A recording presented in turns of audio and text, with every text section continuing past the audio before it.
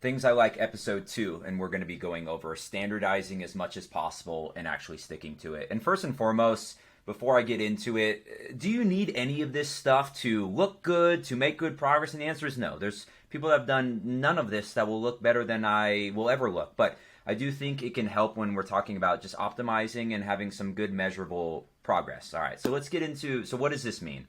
And essentially, the goal here is just trying to stay as consistent as we can with both the setup and execution of our movement. So it would be logging info, like, for example, if it's a machine, it might be the height of the seat or any other adjustments that you can make. Cables, it could be the height of the cables and any attachments.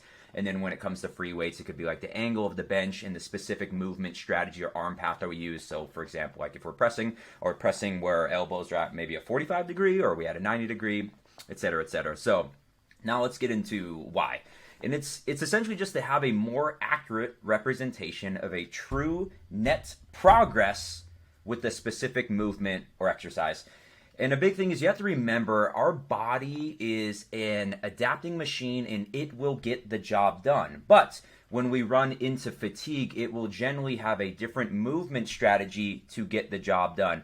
And different movement strategies can be something like changing leverages. So again, if we're going 45, maybe as you fatigue, those elbows start coming up. And why that could be a big issue is when the leverages change, so does the tension and the displacement of the load on whatever muscle. So are we actually progressing if we went from 8 reps like this to 10 reps like this? And the answer is maybe, maybe not, So changing leverages is one, and then using momentum. So you'll see people start bouncing off their chest as they get fatigued, using a smaller range of motion, a faster tempo. These are all different movement strategies your body will use when it starts fatiguing. And the goal with standardizing the movement as much as we can is actually to see if we are progressing and adapting in the way we want to.